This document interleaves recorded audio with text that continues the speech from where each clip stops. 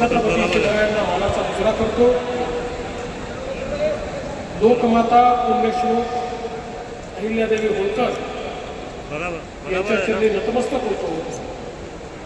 भारतीय राज्यघटनेचे शिल्पकार भारतरत्न डॉक्टर बाबासाहेब आंबेडकर यांना मानवंदना अर्पित करतो। सामाजिक सुधारणांचे जनक महात्मा ज्योतिबा फुले, क्रांतीज्योती सावित्रीबाई फुले यांच्या चरणी नतमस्तक होतो आणि सर्व महापुरुषांना, सर्व संतांना वंदन करून आज राष्ट्रीय ओबीसी महासंघाच्या 10व्या राष्ट्रीय परिषदेमध्ये मंचावर उपस्थित असलेले आपल्या राष्ट्रीय ओबीसी महासंघाचे राष्ट्रीय अध्यक्ष डॉक्टर बबनरावजी तायवाडे, विशेष रूपाने उपस्थित असलेले राष्ट्रीय ओबीसी आयोगाचे म्हणजे आयोग संवैधानिक झाल्यानंतरचे पहिले अध्यक्ष आपल्या सर्वांचे लाडके हंसराज भैया अहिर, आमचे मित्र माननीय महादेवरावजी जानकर,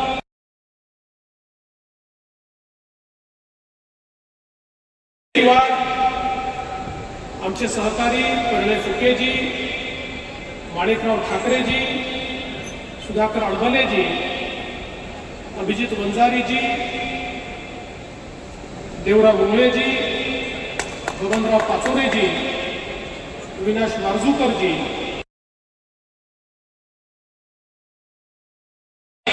संजय देरकर, त्याचप्रमाणे जाजूला श्रीनिवास गौड, रामदासजी मसराम, श्री शंकरराव, मंचावर उपस्थित असलेले आपल्या या ओबीसी महासंघाचे सचिव आणि सातत्याने आमच्या परिणयजींसोबत जे या सगळ्या कामाचा पाठपुरावा करत असतात ते सचिनजी राजूरकर, दिनेशजी चोखारे, आमचे मित्र किरणजी पांडव, शेषरावजी येलेकर, परमेश्वरजी राऊत, इंद्रजीत सिंगजी, ज्योतिताई ढोकळे, सर्वेशजी बांदोडकर, प्रकाशजी साबळे, अशोकजी वालम, प्रकाशजी भांगरट, डॉक्टर अंजली निंबाळकर, श्री गिरीजी चोडणकर, त्याचप्रमाणे संपादक असलेले पण ओबीसी समाजाला सातत्याने दिशा देणारे, मार्गदर्शन करणारे देवेंद्रजी गावंडे, मंचावरील सर्व मान्यवर, कोणाचं नाव चुकलं असेल तर क्षमा मागतो, आणि या ठिकाणी भारताच्या विविध राज्यातनं आणि विशेषतः महाराष्ट्रातून आलेल्या सर्व माझ्या ओबीसी भगिनी आणि बंधूंनो, मी सर्वप्रथम या 10व्या राष्ट्रीय परिषदेच्या आपल्या सर्वांना अतिशय मनपूर्वक शुभेच्छा देतो आणि याच्या उद्घाटनाकरता बबनरावजींनी आणि महासंघाने मला निमंत्रित केलं त्याबद्दल मी आपल्या सर्वांचे आभार मानतो। खरं म्हणजे परिणयजींनी या ठिकाणी सांगितलं की ओबीसी महासंघाची सुरुवात ही एका छोट्याशा खोलीतून 2005 साली झाली, पण तायवाडे सर आणि परिणयजी दोघेही मान्य करतील की 2005ला जेव्हा सुरुवात झाली तेव्हापासून सातत्याने माझा संबंध या महासंघाशी राहिलेला आहे आणि तेव्हापासून सातत्याने महासंघासोबत मी काम करतोय। मला आठवतं की सगळ्यात पहिल्यांदा ज्यावेळी ओबीसीची नॉन क्रिमिनलची उत्पन्न मर्यादा ही केवळ 1 लाख रुपये होती, त्यावेळी 2000 साली एक मोठा संघर्ष मी उभा केला होता आणि मग विधानसभा विनंती अर्ज समितीच्या माध्यमातून विधानसभेतनं त्या काळामध्ये तो 1 लाखावरून 2.5 लाख रुपये नॉन क्रिमिनल मी 2003 साली 4 साली करून घेण्याचं काम आपण केलं होतं आणि काही वेळी बबनरावजी तायवाळे आमच्या सोबत होते आणि त्यांनी त्यात अतिशय महत्त्वाचं आणि मोलाचं मार्गदर्शन केलं होतं. आणि म्हणून माझा संबंध ओबीसी चळवळीशी, ओबीसी महासंघाशी हा गेल्या 25 वर्षाचा संबंध आहे.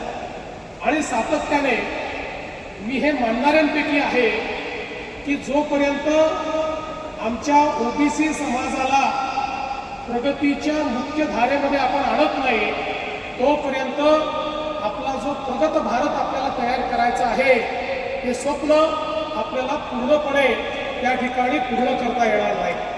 आणि म्हणूनच सातत्याने ओबीसी समाजाच्या ज्या काही मागण्या आहेत, ज्या काही अडचणी आहेत, या अडचणींच्या संदर्भात अनेक वर्ष या संघर्षामध्ये मी सातत्याने सामील होतो.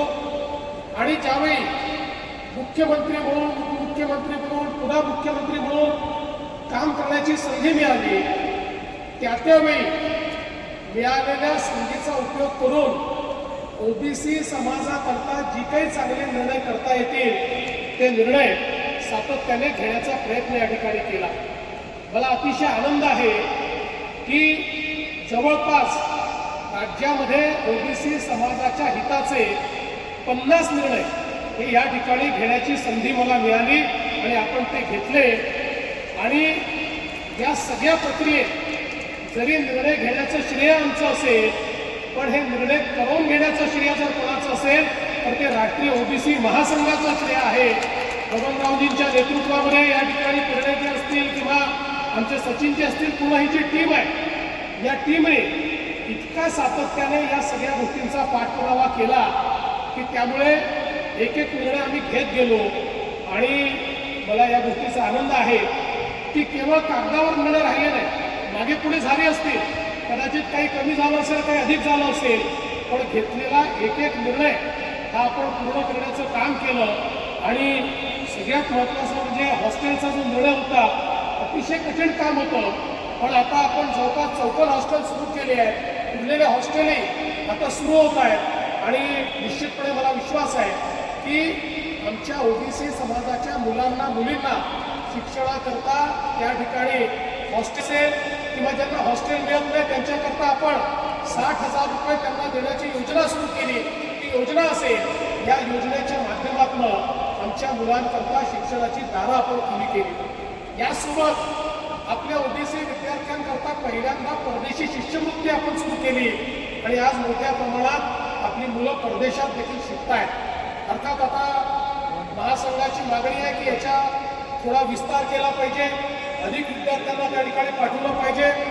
नजीकच्या काळात जरूर त्याचाही विचार आपण हा निश्चितपणे करू. पण मला या निमित्ताने एवढंच सांगायचं आहे की आम्ही ओबीसी समाजासोबत मी अतिशय कन्व्हिक्शननी या ठिकाणी आहे. माझ्याकरता ओबीसी समाजासोबत राहणं हा काही कुठल्याही राजकीय फायद्याकरता, मतांकरता विषय नाही, तर माझं एक कन्व्हिक्शन आहे की या देशाचा हा या देशाच्या पाठीचा कणा आहे. देशाच्या संपूर्ण जडणघडणीमध्ये पायऱ्याचं काम केलेलं आहे. आणि ओबीसी समाजातल्या विविध जातींनी, आमच्या बारा बहुतेदारांनी ज्या प्रकारे आपल्या देशामध्ये आपला गावगाडा चालवण्यामध्ये या ठिकाणी काम केलेलं आहे, आज आपल्या सरकारला आणि देशाला त्यांच्या पाठीशी उभं राहावं लागेल. आणि म्हणूनच मला याही गोष्टीचा आनंद आहे की देशाचे प्रधानमंत्री माननीय नरेंद्र मोदीजी, खरं म्हणजे प्रधानमंत्र्यांना कुठली जात नसते, ते कुठल्या एका समाजाचे नसतात, पण हाही विलक्षण योगायोग आहे की आज गेले 11 वर्ष या देशाचं नेतृत्व करणारे प्रधानमंत्री हेही ओबीसी आहेत. आणि या देशाला जगातली 4थी सर्वात मोठी अर्थव्यवस्था बनवून दाखवण्याचं कार्य या ओबीसी प्रधानमंत्र्यांनीच करून दाखवलेलं आहे. हे देखील मला असं वाटतं अत्यंत महत्त्वाचं आहे. आणि म्हणूनच ओबीसी समाजाच्या संवेदना समजून घेत मोदीजींनी जातनिहाय जनगणनेचा विषय असेल तो पूर्ण केला. इतके वर्ष आमच्या ओबीसी आयोगाला संविधानातच स्थान नव्हतं, त्याला संवैधानिक करून सगळे संवैधानिक अधिकार प्रदान करण्याचं काम हे मोदीजींनी केलं. आमच्या मुलांना केंद्र सरकारच्या आरक्षणामध्ये त्या ठिकाणी डॉक्टर होण्याकरता आरक्षण मिळत नव्हतं. ते आरक्षण मिळवून देण्याचं काम मोदीजींनी केलं. वेगवेगळ्या ठिकाणचे 7 असे महत्त्वाचे निर्णय आहेत की जे मोदीजींनी या ठिकाणी घेतले आणि त्यामुळे आपल्या राष्ट्रीय स्तरावर ओबीसीचा बोलबाला झालेला आपल्याला पाहायला मिळाला. आणि एवढंच नाही तर स्वातंत्र्योत्तर काळामध्ये सर्वाधिक ओबीसी मंत्री असलेलं मंत्रिमंडळ हे मोदीजींनी स्थापन केलं आणि पूर्ण देशातल्या ओबीसी समाजाला आपल्या मंत्रिमंडळामध्ये स्थान देण्याचं काम त्यांनी केलं. आणि म्हणून मला या निमित्ताने हेच सांगायचं आहे की या समाजाच्या प्रती आमचं कमिटमेंट आहे. खरं तर अनेक वेळा आपल्याला माहिती आहे की माझ्यावर ओबीसी समाजाकरता बोललो म्हणून टोकाची टीका झाली, मला टार्गेटही केलं. पण मी सगळ्या समाजाचा विचार केला, मी कुठल्या एका समाजाचा विचार केला नाही. पण त्याच वेळी जर ओबीसी समाजाला एखाद्या गोष्टीची आवश्यकता आहे तर त्या गोष्टीचं प्रतिपादन करणं, त्या गोष्टीचा निर्णय घेणं हे कधीच मी चुकीचं मानत नाही. त्यामुळे मला कितीही टार्गेट केलं तरीही ओबीसी समाजाच्या हक्कांकरता मी त्या ठिकाणी लढत राहणारच आहे. मी कधीही ती लढाई थांबू देणार नाही. खरं म्हणजे आपल्याकडे अलीकडच्या काळामध्ये एखाद्या समाजाकरता लढतोय म्हटलं म्हणजे दुसऱ्या समाजाच्या विरोधात अशा प्रकारचं जे काही एक चित्र तयार करण्याचा प्रयत्न होतोय हे चित्र देखील अतिशय चुकीचं आहे.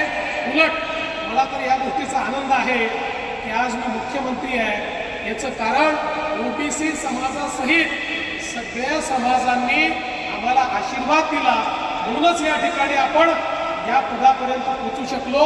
आणि म्हणूनच या समाजाचं उतराई होणं, या प्रत्येक समाजापर्यंत विकास पोचला पाहिजे.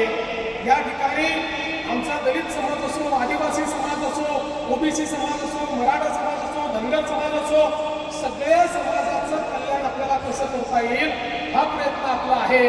आणि म्हणूनच मला याही गोष्टीचा आनंद आहे की आपल्या ओबीसी समाजाचं राजकीय आरक्षण जे 2020 साली कोर्टाने काढून घेतलं, 2022 साली ते खंडित स्वरूपात आपल्याला प्राप्त झालं होतं. पण आपण त्याची लढाई सर्वोच्च न्यायालयात लढलो आणि मला सांगताना आनंद वाटतो की सर्वोच्च न्यायालयाने आपलं म्हणणं मान्य केलं आणि संपूर्ण 27% ओबीसीचं आरक्षण हे महानगरपालिका, नगरपालिका, नगरपंचायती, जिल्हा परिषद आणि ग्रामपंचायतमध्ये परत करण्याचं काम हे माननीय सर्वोच्च न्यायालयाने केलं. काही मतभ्रष्ट लोक त्याच्या विरुद्ध पुन्हा कोर्टात गेले आणि कोर्टाला त्यांनी सांगितलं चुकीचं होत आहे, हे तुम्ही करू नका.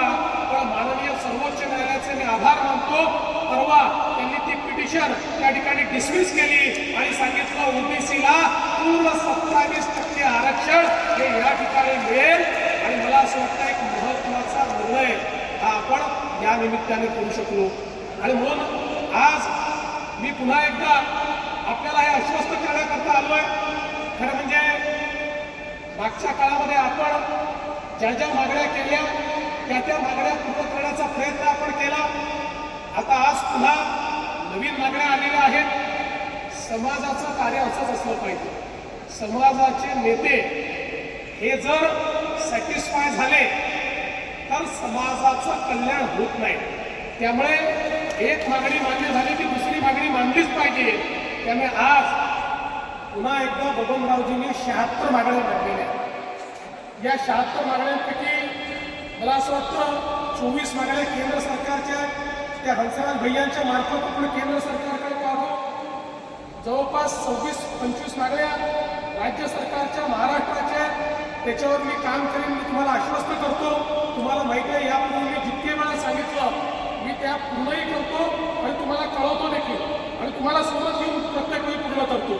त्यामुळे या 25 मागण्यांकरता मी असेल, आमचे शिंदे साहेब असतील, अजितदादा असतील, आम्ही तुम्हाला एक गोष्टीची या ठिकाणी शाश्वती देतो. 300 कोटी 400 कोटी तुम्ही काही चिंता करू नका. किती दिसत आहेत दर अधिवेशनात आम्ही पुरवणी मागण्यांच्या माध्यमातून पैसे देतो. त्यामुळे कुठेही ओबीसी समाजाकरता निधीची कमतरता आम्ही करू देणार नाही. त्याला जे काही पैसे लागतील ते आपण निश्चितपणे त्या ठिकाणी देऊ. आणि या मागण्या आपण पूर्ण करू. आणि जवळपास 25 मागण्या या तुम्ही गोवा सरकारकरता देखील दिलेल्या आहेत. त्यामुळे गोव्याचे आमचे मुख्यमंत्री डॉक्टर प्रमोद सावंत हे अधिवेशन संपवून या ठिकाणी येणार आहेत. ते माझे मित्र देखील आहेत. त्यामुळे आपल्या वतीनं या मागण्या त्यांच्यापर्यंतही पोहोचवण्याचं काम आपला दूत म्हणून या ठिकाणी मी निश्चितपणे करेन. आणि महाराष्ट्राप्रमाणे गोव्यामध्येही आमच्या ओबीसी समाजाकरता काही चांगले निर्णय जे तुम्हाला अपेक्षित आहेत ते निर्णय या ठिकाणी झाले पाहिजेत, अशा प्रकारचा प्रयत्न आपण करू.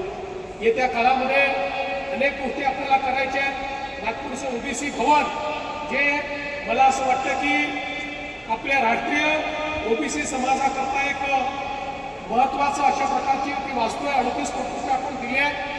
आपण कुठल्याही परिस्थितीमध्ये येत्या काही काळामध्ये त्याचं काम सुरू करू आणि 1.5-2 वर्षामध्ये ते काम पूर्ण करून एक अतिशय भव्य अशा प्रकारचं ओबीसी भवन हे राष्ट्रीय ओबीसी महासंघाला देऊ, जिथं संपूर्ण देशाचं काम हे आपला राष्ट्रीय ओबीसी महासंघ करेल आणि ओबीसी समाजातल्या विविध घटकांचं ज्या अडचणी आहेत त्या सोडवण्याचं कार्य या ठिकाणी होईल.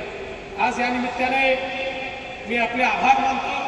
खरं म्हणजे सगळे वक्ते या ठिकाणी आहेत, सगळ्यांची भाषणं होणार आहेत, पण मला पुढच्या कार्यक्रमाकरता या ठिकाणी जायचं आहे आणि म्हणून मी पहिल्यांदा भाषण करण्याची आणि तसंही मला तुम्ही उद्घाटक म्हणून बोलायला उद्घाटकाचं भाषण पहिलंच होतं आणि म्हणून मी या ठिकाणी या राष्ट्रीय ओबीसी महासंघाच्या 10व्या राष्ट्रीय परिषदेचं उद्घाटन झालं असं घोषित करतो.